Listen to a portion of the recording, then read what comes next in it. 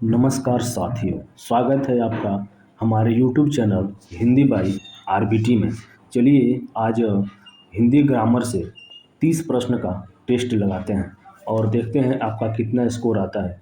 Comment में अपना score बताइएगा और ये भी बताइएगा आपको ये प्रश्न कैसा लगा। तो चलिए स्टार्ट करते हैं। देखिए, हिंदी व्याकरण टॉप 30 प्रश्न बहुत ही वीवीआई प्रश्न है और ये सभी एग्जाम में आए हुए ही प्रश्न है और आने वाले समय भी एग्जाम में आपके 100% आएंगे। हाँ, अगर आप हमारे चैनल पर नए हैं तो कृपया हमारे वीडियो को लाइक करें, शेयर करें, हमारे चैनल को सब्सक्राइब करें। चलिए स्टार्ट करते हैं। देखिए, प्रश्न नंबर पहला, भाषा की सबसे छोटी इकाई क्या है? बताइए, भाषा की सबसे छोटी इकाई क्या है? पदबंध, शब्द, वर्ण या पद? बताइए, इसमें से कौन सा ऑप्शन सही है? आपका ऑप्शन नंबर सी सही है, वर्ण। भाषा की सबसे छोटी इकाई वर्ण होती है। चलिए अब देखते हैं प्रश्न नंबर दूसरा, 6 वर्ण किसके योग से बना है? बताइए, 6 जो वर्ण है, 6 से छत्री, किसके योग से बना है? क प्लस स, क प्लस च, क प्लस द या क प्लस स? बताइए कौन सा ऑप्शन इसमें सही है?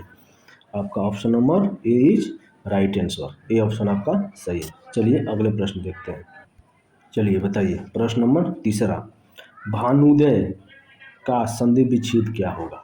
बताइए, भानुदय का संधि विच्छेद क्या होगा? भा प्लस नुदय, भा प्लस उदय, भानु प्लस उदय या भानु प्लस दय? बताइए कौन सा आपका इसमें ऑप्शन सही है? भानुदय का संधि विच्छेद क्या होगा? इसका ऑप्शन नंबर सी सही होगा, भानु प्लस उदय।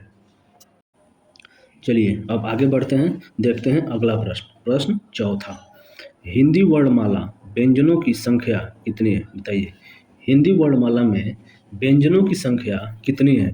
33, 54, 52, 37? बताइए, हिंदी वर्णमाला में व्यंजनों की संख्या कितनी है? हिंदी वर्णमाला में व्यंजनों की संख्या option number A right answer 33 है। चलिए अगला प्रश्न देखते हैं। बताइए, प्रश्न नंबर पांचवा, संधि के कितने प्रकार हैं? बताइए, संधि के कितने प्रकार हैं? 4 प्रकार, 3 प्रकार, 6 प्रकार या 2 प्रकार? बताइए, संधि के कितने प्रकार होते हैं? संधि के 3 प्रकार होते हैं। Option number B right answer. चलिए अगला प्रश्न देखते हैं। प्रश्न नंबर छठवां, पवन का पर्यायवाची है? बताइए, पवन का पर्यायवाची शब्द कौन सा है? आग है, मिट्टी है, जल है कि हवा है? बताइए, पवन का पर्यायवाची आपका ऑप्शन नंबर डी सही है, हवा है। चलिए अगला प्रश्न, प्रश्न नंबर 7, स्वर संधि कितने प्रकार की होती है? बताइए, स्वर संधि कितने प्रकार की होती है? आपके 5 प्रकार की होती है। Option number A is right answer. चलिए अगला प्रश्न, प्रश्न नंबर 8। प्रश्न नंबर 8 कहता है, गजानन कौन सा समास है? बताइए, गजानन कौन सा समास है? तत्पुरुष है, बहुब्रीहि समास है, द्वंद्व समास है या द्विगु समास है? बताइए, गजानन कौन सा समास है? आपका बहुब्रीहि समास है। गजानन किसको बोलते हैं? गजानन हाथी को बोलते हैं या गणेश जी को बोलते हैं। तो प्रश्न नंबर 8 का बी राइट आंसर। चलिए अगला प्रश्न देखते हैं। अगला प्रश्न 9। प्रश्न नंबर 9, वर्णमाला किसे कहते हैं? बताइए, वेरी वेरी इंपॉर्टेंट प्रश्न है, बार बार एग्जाम में पूछ रहा है। वर्णमाला किसे कहते हैं? वर्ण समूह को, वर्णों के सार्थक समूह को, व्यंजन को या ग्रुप को?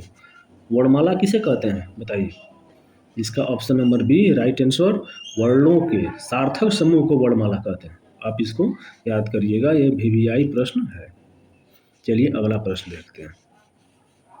बताइए, प्रश्न नंबर 10, ज़्यादा खर्च करने वाले को क्या कहते हैं? जो ज़्यादा पैसा खर्च करता है, ज़्यादा धन खर्च करता है, उसको क्या बोलेंगे? मितव्ययी, अपव्ययी, खर्चीला या कंजूस? देखिए, आप इसके ऑप्शन में फंस सकते हैं, तो कृपया ध्यान से प्रश्न को लगाइएगा। बताइए, मितव्ययी, अपव्ययी, खर्चीला या कंजूस क्या होगा? इसका ऑप्शन नंबर बी सही होगा, अपव्ययी। चलिए अगला प्रश्न,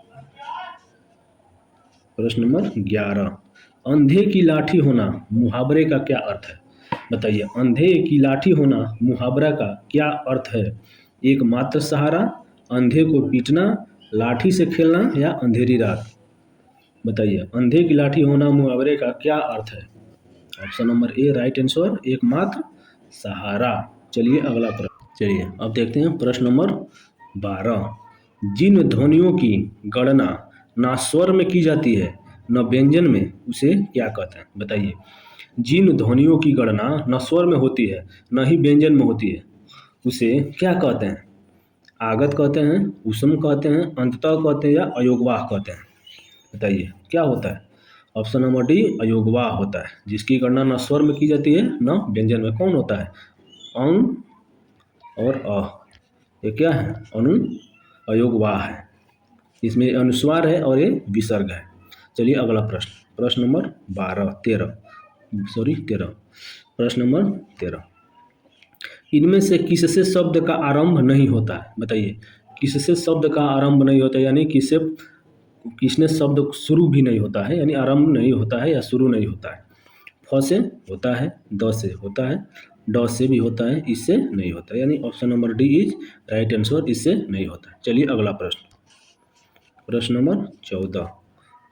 दिगंबर का सही संधि विच्छेद है। बताइए, दिगंबर का सही संधि विच्छेद है दिग प्लस अंबर, दिग प्लस अंबर, दीन प्लस अंबर या दिग प्लस अंबर। बताइए, दिगंबर का सही संधि विच्छेद है, कौन सा होगा? इसका होगा दिग प्लस अंबर।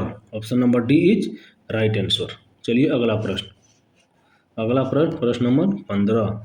विद्यार्थी का सही संधि विच्छेद है। बताइए, विद्यार्थी का सही संधि विच्छेद क्या है? विधा प्लस अर्थी, विद्या प्लस अर्थी, विद प्लस अर्थी या विधा प्लस अर्थी, क्या होगा? इसका option number A is right answer, Vidya plus अर्थी। चलिए अगला प्रश्न, प्रश्न नंबर 16। चरण कमल शब्द में कौन सा समास है? बताइए, चरण कमल शब्द में कौन सा समास है? कर्मधारय है, बहुब्रीहि समास है, द्वंद्व समास है या तत्पुरुष समास है? चरण कमल शब्द में कौन सा समास है? चरण कमल शब्द चरणों के समान कमल वाली, क्या होगा आपका? तत्पुरुष समास होगा। चलिए अगला प्रश्न, प्रश्न नंबर 17। प्रतिदिन में कौन सा समास है? बताइए, प्रतिदिन में कौन सा समास है? अव्ययी भाव समास है, तत्पुरुष समास है, द्विगु समास है या कर्मधारय समास है? बताइए, प्रतिदिन में कौन सा समास है? आपका ऑप्शन नंबर ए अव्ययी भाव समास है, प्रतिदिन। चलिए अगला प्रश्न, प्रश्न नंबर 18। विद्युत शब्द का तद्भव है। बताइए, तत्सम तद्भव हमने आपको पिछली क्लास में पढ़ा दिया है, उसी से रिलेटेड प्रश्न है। विद्युत शब्द का तद्भव है, बताइए क्या होगा? वेगा, बूंद, भीगना या बिजली। विद्युत शब्द का तद्भव क्या होगा? बिजली होता है। तद्भव का मतलब क्या होता है? जो संस्कृत से परिवर्तित होकर हिंदी में प्रयोग होता है, वही होता है आपका तद्भव। तत्सम जो संस्कृत में प्रयोग होता है वही शब्द हिंदी में सेम प्रयोग होता है, तो तत्सम होता है। चलिए अगले प्रश्न, प्रश्न नंबर 19। अलमारी किस भाषा का शब्द है? देखिए एग्जाम में पूछा हुआ प्रश्न है। अलमारी किस भाषा का शब्द है? अरबी है, पुर्तगाली है, फ्रेंच है या फारसी है? बताइए, अलमारी किस भाषा का शब्द है? आपका ऑप्शन नंबर बी पुर्तगाली भाषा का शब्द अलमारी होगा। चलिए अगला प्रश्न, प्रश्न नंबर 20।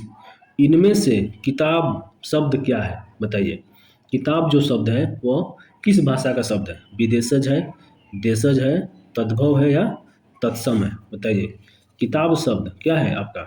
विदेशज शब्द है, option number A right answer. अगला प्रश्न,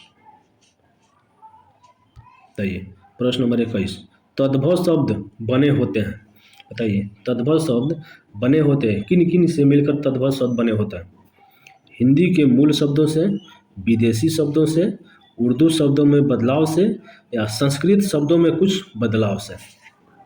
बताइए क्या होगा? ऑप्शन नंबर आपका डी राइट आंसर होगा। तद्भव मतलब संस्कृत के शब्द जो हिंदी में थोड़ा सा बदल के प्रयोग कर दिए जाते हैं, वो आपका तद्भव कहलाता है, यानी संस्कृत शब्दों में कुछ बदलाव से। क्या होगा? Option number D is right answer. चलिए अगला प्रश्न, प्रश्न नंबर 22। प्रश्न नंबर 22 कहता है लुप्त का विलोम शब्द होगा, बताइए। लुप्त का विलोम शब्द होगा जागृत, सुस्त, व्यक्त या लिफ्ट। बताइए लुप्त का विलोम क्या होगा आपका? व्यक्त होगा। चलिए अगला प्रश्न, प्रश्न नंबर 23।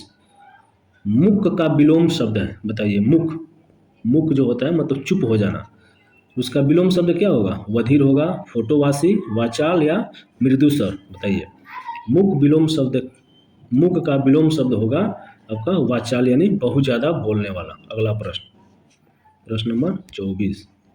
भूगोल का विपरीतार्थक शब्द है, बताइए। भूगोल का विपरीतार्थक शब्द कौन सा है?